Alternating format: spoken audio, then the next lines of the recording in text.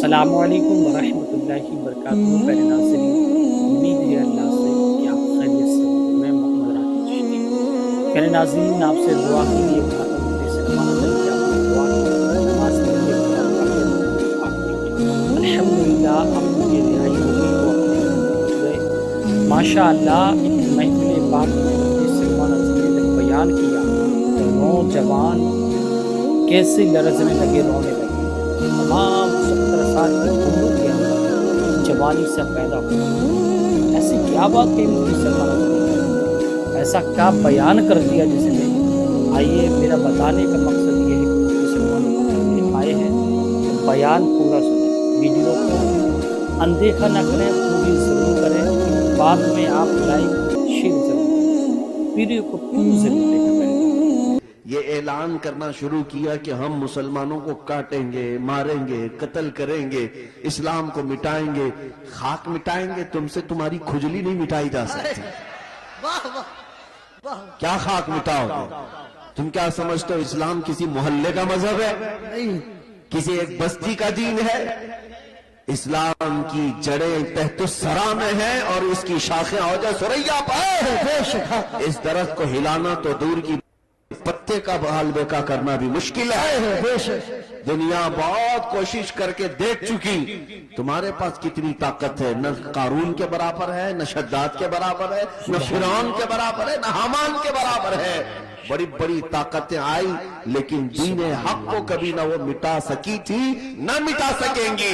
اور ہم تو یہ کہتے ہیں، یہ جو تم ظلم کا ماحول گرم کر رہے ہو، اسی وجہ پر میں آج گفتگو کر رہا تھا، یہ تو ہمارے اعمال کی شامت ہے۔ ہم بھٹکے ہوئے تھے، ورنہ قرآن میں اللہ نے فرمایا وَلَن يَجْعَلَ اللَّهُ لِلْكَافِرِينَ عَلَى الْمُؤْمِنِينَ سَبِيلًا۔ اللہ ہرگز کافروں کو مومنوں پر غلبہ نہیں دیتا، بے شک ہرگز نہیں دیتا۔ لیکن یہ آج کے حالات اس لیے ہیں کہ ہم راستہ چھوڑے ہوئے ہیں۔ ایک بات میں آپ کو بتاؤں، آج کے حالات کے تناظر میں ایک بات میں کہوں، بغداد میں مسلمانوں کا ملک، تاریخی وراثت ہماری رہی ہے، تتاریوں نے حملہ کیا، تباہ و برباد کیا بغداد کو، اور اتنا برباد کیا کہ مسلمانوں کی کھوپڑیوں سے مینار بنائے، دریائے دجلہ کا پانی خون سے لال ہو گیا۔ بادشاہ کی جو بیٹی تھی تتاریوں کی، ایک جگہ سے گزر رہی تھی، ایک سچے مومن کو دیکھا، ان حالات میں بھی وہ کھڑے ہو کر اذان دے رہا ہے، سبحان اللہ، اذان دے رہا ہے۔ بادشاہ کی بیٹی تھی، اس نے کہا یہ اب کہاں سے آواز آ رہی جب ہم قتل عام کر رہے ہیں، گردن مار رہے ہیں، یہ کون ہے جو اذان دے رہا ہے؟ سبحان اللہ۔ فوجی فوراً گئے اور پکڑ لائے۔ یا نمازیں پڑھنے سے روک رہے ہیں، یہ گراؤنڈ میں نہیں پڑھیں گے، وہ میدان میں نہیں پڑھیں گے، کتنے میدانوں کو تم قبضہ کرو گے؟ ہاں، تم صرف اور صرف میدانوں کو روک سکتے ہو، پیشانیوں کو جھکنے سے کبھی نہیں روک سکتے۔ عبادت کا ذوق ہمارے پاس اللہ تعالیٰ کی آتا ہے۔ تو ایسے حالات میں اگر اذان دے رہا تھا کوئی، تو تتاریوں کی وہ بڑی عورت تھی، بادشاہ کی بیٹی، اس نے گرفتار کروایا، لاؤ اس مولوی کو، اب کون ہے اذان دے رہا ہے؟ اس کو پکڑ کر کے پوچھا تجھے خبر نہیں ہے بغداد پورا ٹوٹ گیا، تباہ ہو گیا، برباد ہو گیا، لاکھوں لوگوں کی لاشیں پڑی ہیں، اسی بنیاد پر کہ تم مسلمان ہو، ہم مار رہے ہیں، اور پھر بھی تم اذان دے رہے ہو۔ اس نیک و صالح عالم ربانی نے کہا، ہاں سب نظر آ رہا ہے لیکن مجھے میرا رب بھی ہے، میرے لیے میرا رب بھی ہے۔ دنیا چاہے جو بھی ہو، جب تک میری سانس نہیں نکلے گی تب تک میں اللہ اکبر کہتا رہوں۔ میں آپ کو ایک تجربے کی بات بتا رہا ہوں، وہ نوجوان گیا ڈھونڈتے ہوئے، ایک بوڑھی عورت اتر رہی تھی 2 بڑی تھیلیاں لے کر، اس کے پاس گیا کہ اماں جی یہ مجھے دے تو میں پہنچا دوں گا آپ تک۔ پہلی بات میں ظاہر سی بات ہے، اجنبی کو کون سامان دے گا؟ اس نے منع کیا کہ بھائی چھوڑ دو، میرا سامان مجھے لے جانے دو، وہ نہیں دے رہی تھی۔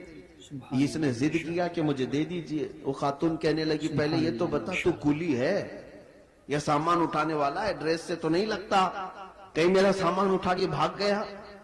اس نے حقیقت بتائی، اماں جی بات یہ ہے کہ آج 12 ربیع الاول ہے، سبحان، ہمارے پروفیٹ محمد صلی اللہ تعالیٰ علیہ وسلم کا جنم دن ہے، اور ہمارے نبی پاک صلی اللہ تعالیٰ علیہ وسلم بوڑھوں کا اور کمزوروں کا بوجھ اٹھاتے تھے، ان کی یہ عادت تھی، میں چاہتا ہوں کہ ان کی وہ ادا پر میں عمل کر کے ان کو خوش کر دوں۔ سبحان، उस औरत के दिल पर ये बात लगी। वो नॉन मुस्लिम थी, नॉन मुस्लिम थी। उसने सामान उठा लिया, जहां तक जाना था वो खातून के साथ गया, टैक्सी किया और भेज दिया।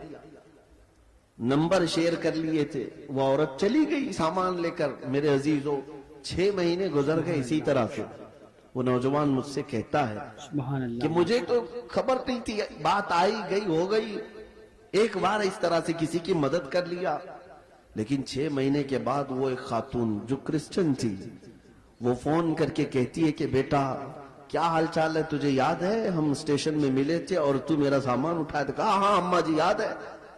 कहा कि पिछले 6 महीने से मैं तेरे नबी की सीरत ही पढ़ रही हूं। सुभान अल्लाह, सुभान सुभान। तूने मुझे उनकी तरफ डाइवर्ट कर दिया और हर दिन उनकी बात पढ़ती हूं तो मजा कुछ और ही आता है, सुभान लुत्फ कुछ और ही आता है। अजीजाने गिरामी वकार, आज भी दुनिया तुम्हारे नबी को अगर पहचानेगी तो तुम्हारे अखलाक से पहचान, बेशक, सुभान तुम्हारे किरदार मानो अपने नबी पाक। बेशक। लिहाजा तुम्हारे ये जिंदगी गुजारने के तौर तरीके ऐसे नहीं होनी चाहिए कि दुनिया तुमको देख करके ये कहे ये निहायत गंदे रहने वाले कहां किस दीन की तरफ बुलाएंगे। न इनके यहां पाकीज़गी है, न तहारत है, न सफाई है। आज नशा अगर कहीं बिकता है तो लोग तुम्हारी तरफ इशारा करते हैं। बेशक। पता पूछो कि नशा कहां मिलता है तो मुसलमान मोहल्लों की तरफ इशारा कर देंगे। करते भी यही हैं, बेचते भी यही हैं। और मेरे अजीजों, सबसे ज्यादा जराइम कहां होते हैं?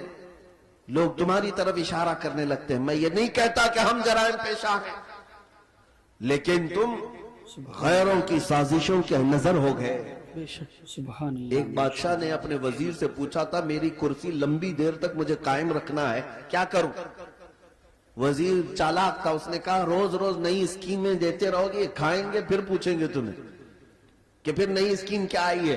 कहा अगर लंबी देर तक अपनी कुर्सी कायम रखना चाहते हो तो एक ही काम है, अपनी पूरी रियाया को नशा खिलाना शुरू करो। अल्लाह। चरस, भंग, सारी चीजें इनको पिलाने की आदत डाल लो। बादशाह ने पूछा ऐसा क्यों? कहा जब ये सब नशेड़ी हो जाएंगे तो कब तुम्हारी कुर्सी की तरफ देखेंगे? जी। उनको उनका नशा मिल जाएगा, बस वो सोचेंगे भी नहीं कि कौन हुकूमत कर रहा है, कौन कुर्सी पे बैठा है। जी। इस फार्मूले पर दुनिया आज भी अमल करती है। जी।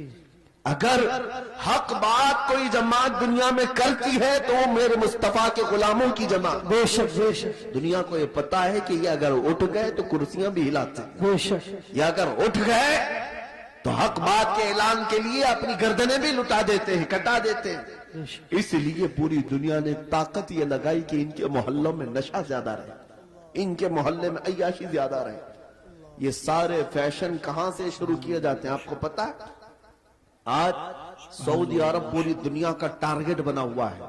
इजराइल वहां उतरा हुआ है, अमेरिका वहां उतरा हुआ है, रशिया, यूके सब वहां उतरे हुए हैं। हम तो उसे मरकज इस्लाम मानते हैं, मक्का मुकर्रमा और मदीना तैयबा होने की वजह से, इसलिए नहीं कि बादशाही हुकूमत है।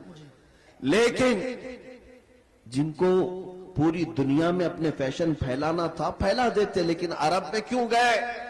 इसलिए कि उन्हें पता है, बहुत जमाने पहले इकबाल ने कहा था, यूरोप अगर किसी बात से घबराता है ना मुसलमानों से, तो किस बात से? ये फाका कश मौत से डरता नहीं जरा, रूहे मोहम्मदी इसके बदन से निकाल दो, रूहे मोहम्मदी इसके बदन से निकाल दो। अरब को देख करके अजम के तखय्युलात इस्लाम को हिजाज और यमन से निकाल दो। जी, बेशक। ये इकबाल ने बहुत पहले 100 साल पहले कहा था। आज उस पर दुनिया अमल कर रही है। पूरे सऊदी को यहूदी बनाने में कोई कसर नहीं छोड़ी जा रही। बेशक। डांस क्लब वहां, आज सैकड़ों सिनेमा हॉल खोल दिए गए सऊदी अरब में। जी। मक्का मुकर्रमा और मदीना तैयबा में बाजारों में नशा पहुंचा दिया गया। जी। सुभान अल्लाह। मैंने खुद देखा है। अगरचे वहां पर मौत की सजा रखी गई, लेकिन वहां तक भी पहुंचा दिया। नशा का मतलब सिर्फ सिगरेट बीड़ी की बात नहीं कर रहा हूं, कोकेन, अफीम, हेरोइन जैसी नशा की चीजें पहुंचा दी गई। नंगेपन को रिवाज दिया जा रहा है। नई नई बीच बना करके समंदर के किनारे नंगे जिस तरह लेटते हैं, दुनिया ये चाहती है कि मोहम्मद अरबी के गुलाम भी इसी तरह नंगे लेटे। अल्लाह। وہ حدیث صادق آ گئی، میرے آقا نے فرمایا تھا یوشک ان تداعى علیکم الامم کما تداعى الاکلۃ الی قصعتها۔ حضور فرماتے ہیں قریب ایک زمانہ آئے گا، تم دیکھو گے ساری قومیں میری امت پر جھپٹ پڑیں گی جیسا بھوکا برتن پہ جھپٹتا ہے۔ بے شک یہ سب کے ٹارگٹ ہم ہی بنے ہوئے آج۔ اخلاق تمہارے اندر سے نکالنے کے لیے کیا کیا کیا جا رہا ہے جانتے؟ یہ انٹرنیٹ اس طرح سے آسان کر کے تمہارے ہاتھوں میں دیا گیا، اور نوجوان کو آزادی کے نام پر کھلا چھوڑ دیا گیا۔ نوجوان لڑکا ہو کہ لڑکی ہو، اسے خبر بھی نہیں ہے کہ تمہارے ہاتھ میں یہ ایٹم بم کی طرح سے ایک ہتھیار آیا ہے۔ یہ ہو سکتا ہے دنیا کو نہ تباہ کرے، لیکن تمہارا ایمان اور اخلاق مکمل تباہ کر رہا ہے۔ ایک دو نہیں، سینکڑوں نوجوانوں کے میسج میرے پاس ہے جنہوں نے 25 سے 30 سال کے بیچ میں ہی اپنی جوانی برباد کر لی۔ بے شک کیا کرتے کیا تھے؟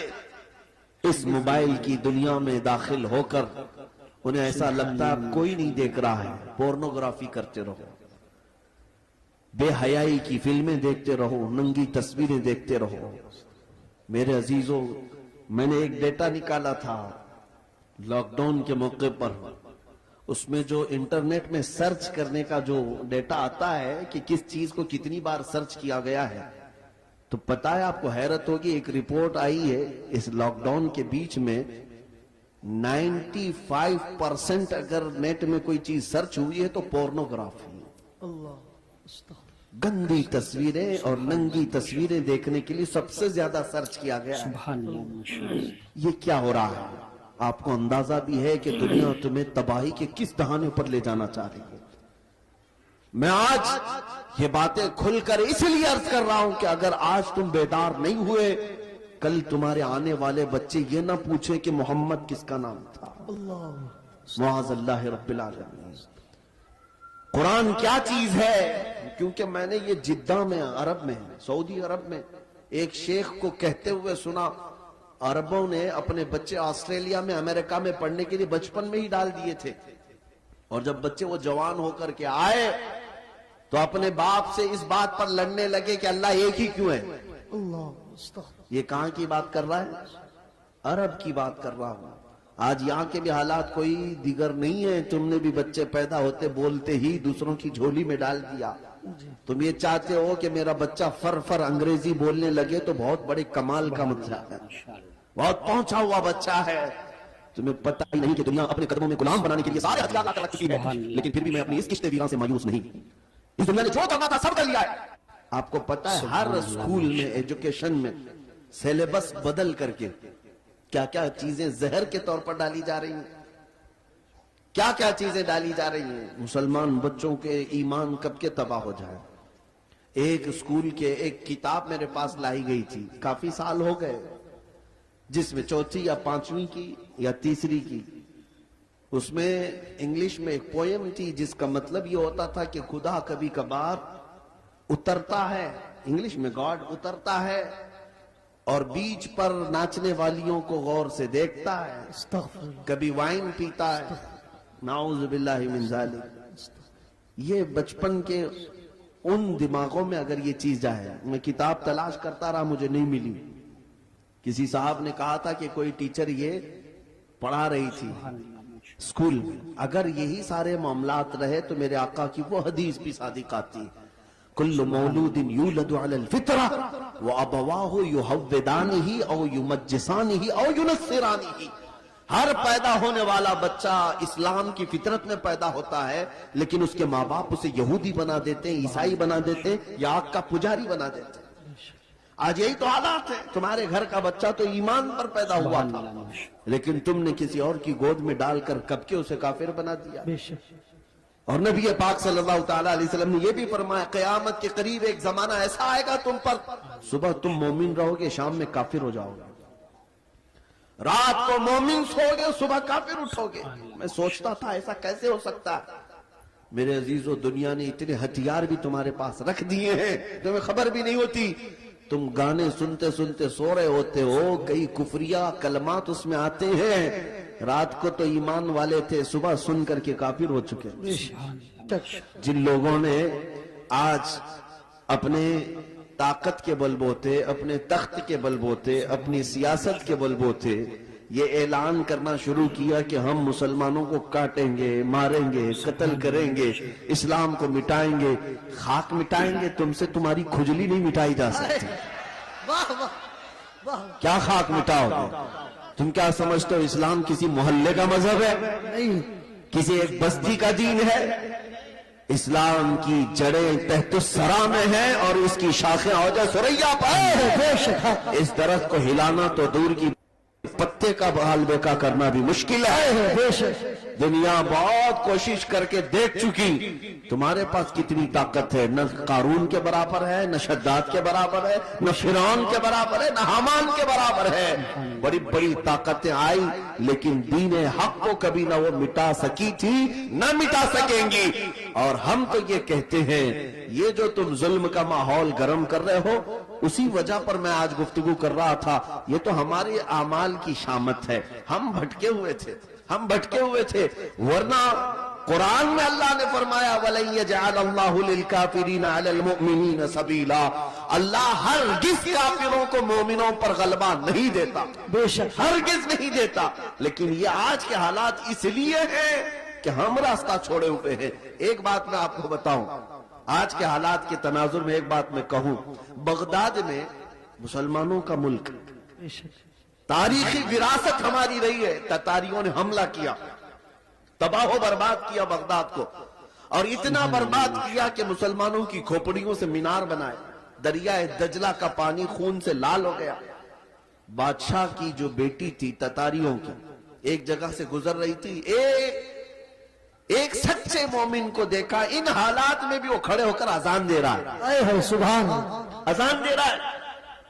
بادشاہ کی بیٹی تھی، اس نے کہا یہ اب کہاں سے آواز آ رہی جب ہم قتل عام کر رہے ہیں، گردن مار رہے ہیں، یہ کون ہے جو اذان دے رہا ہے؟ فوجی فوراً گئے اور پکڑ لائے۔ یاد نمازیں پڑھنے سے روک رہے ہیں، یہ گراؤنڈ میں نہیں پڑھیں گے، وہ میدان میں نہیں پڑھیں گے، کتنے میدانوں کو تم قبضہ کرو گے؟ ہاں تم صرف اور صرف میدانوں کو روک سکتے ہو، پیشانیوں کو جھکنے سے کبھی نہیں روک سکتے، کبھی نہیں روک۔ عبادت کا ذوق ہمارے پاس اللہ تعالیٰ کی آتا ہے۔ تو ایسے حالات میں اگر اذان دے رہا تھا کوئی، تو تتاریوں کی وہ بڑی عورت تھی، بادشاہ کی بیٹی، اس نے گرفتار کروایا، لا اس مولوی کو، اب کون ہے اذان دے رہا ہے؟ اس کو پکڑ کر کے پوچھا تجھے خبر نہیں ہے بغداد پورا ٹوٹ گیا، تباہ ہو گیا، برباد ہو گیا، لاکھوں لوگوں کی لاشیں پڑی ہیں اسی بنیاد پر کہ تم مسلمان ہو، ہم مار رہے ہیں، اور پھر بھی تم اذان دے رہے ہو۔ اس نیک و صالح عالم ربانی نے کہا ہاں سب نظر آ رہا ہے لیکن مجھے میرا رب بھی ہے، میرے لیے میرا رب بھی ہے۔ دنیا چاہے جو بھی ہو، جب تک میری سانس نہیں نکلے گی تب تک میں اللہ اکبر کہتا رہوں۔ سبحان اللہ سبحان اللہ۔ اب سنیے، اس خاتون نے متاثر ہو کر کے پوچھا اچھا اللہ سب سے بڑا ہے؟ اللہ سب سے بڑا ہے؟ کہا ہاں اللہ سب سے بڑا ہے، اسی کی تم عبادت کرتے ہو۔ یہ ہمارے اور آپ کے لیے بہت ہی سوٹیبل بات ہے، تم اللہ کی عبادت کرتے ہو، لوگ یہ تم کو تانا ماریں گے اگر تم اللہ کی عبادت کرتے ہو تو اللہ تمہاری مدد کیوں نہیں کر رہا؟ سبحان اللہ، ماشاءاللہ۔ یہی اس تتاری عورت نے کہا کہ تم اس کو اکبر کہتے ہو، پھر یہ بغداد میں یہ سب جو مرے ہیں یہ بھی تو وہی تھے، یہ بھی تو وہی تھے، یہ مارے گئے اور ہم لوگوں کو غلبہ حاصل ہو گیا بغداد میں۔ دیکھو تتاریوں پر، وہ ظالموں کو اللہ تعالیٰ نے غلبہ دے دیا، تمہارا خدا ہی دیا ہے، پھر ایسا کیوں ہوا؟ بہت پتے کی بات سنیے، اس عالم دین نے کیا کہا کہ اے خاتون میں تجھے ایک مثال بتاتا ہوں۔ تم نے دیکھا ہوگا کہ بھیڑ بکریاں پالنے والا کوئی چرواہا بکریاں لے کر کے چلتا رہتا ہے، راستے پر چلتا ہے، ہوتا ہوگا نا آپ کے یہاں بھی ریوڑ، جی جی بکریاں چلتی رہتی ہیں، لیکن بکریاں پالنے والا ساتھ میں کتا بھی پالتا ہے۔ بے شک بکری اور کتے کا کیا لینا دینا، کون سا تعلق ہے؟ لیکن یہ چروائے سے پوچھیں، وہ بتائے گا کہ بکریاں چلتے چلتے کبھی ادھر ادھر چلی جائیں تو یہ کتا بھونک بھونک کر انہیں لاتا ہے اور پھر ریوڑ میں جمع کرتا ہے۔ بے شک چرواہا یہی بتاتا ہے کہ اس لیے سارے بکریوں کو وہ پھر سے ایک ریوڑ میں جمع کرے، اس لیے وہ پالتا ہے۔ کتے کو اس لیے چھوڑا جاتا ہے، اس لیے پالا جاتا ہے۔ बिला तशबीह व बिला तमसील, जहनों को करीब करने के लिए उस बगदादी आलिम ने कहा, माशाअल्लाह। हम उम्मत मुस्तफ़ा हैं, बेशक हम चलते हैं सीधे रास्ते पर, लेकिन जब कभी इधर उधर भटकते हैं तो अल्लाह तुम जैसे कुत्तों को हम पर छोड़ता है, आए हो बेशक कुत्तों को छोड़ता है ताकि तुम भोंक भोंक करके वापस सिराते मुस्तकीम पर ले आ सको। मेरे अजीजों, आज ये जिस कदर मजालिम हो रहे हैं, ये तुम्हें सीधे रास्ते पर इंशाअल्लाह एक न एक दिन जरूर लेके आए। इंशाअल्लाह। मैं महसूस कर रहा हूं, चंद सालों पहले हर जलसे में लब्बैक या रसूल अल्लाह का नारा तो नहीं लगता था, लेकिन जालिम कुत्तों ने जब भौंकना शुरू किया तो अब फिर हमारा हर बच्चा लब्बैक कहने लगा। आए हो लब्बैक लब्बैक लब्बैक या रसूल अल्लाह, लब्बैक लब्बैक या रसूल अल्लाह, लब्बैक लब्बैक या रसूल अल्लाह, लब्बैक लब्बैक या रसूल अल्लाह। अब बात सिर्फ इतनी ही है, मैंने जो उन्वान आपके सामने रखा वो यही है कि जब तुम अपनी हैसियत को पहचान लो कि मेरा रास्ता कुछ और है, जिस दिन तुम उस नुक्ते पर आ गए, मेरे अजीजों, इज्जतें तुम्हारी है, ताकतें तुम्हारी है, इक्तिदार तुम्हारा है, जिस तरफ रुख करोगे मौला ताला उस हवा को तुम्हारे ज़ेरे नगी फरमाएगा। तुम्हें पता नहीं है कि तुम्हारी तारीख क्या थी। हमारी तारीख इकबाल की जुबान से अगर सुनोगे तो इकबाल कहता है, टल न सकते थे जंग में अगर टल न सकते थे जंग में अगर अड़ जाते थे, पांव शेरों के भी मैदान से उखड़ जाते थे।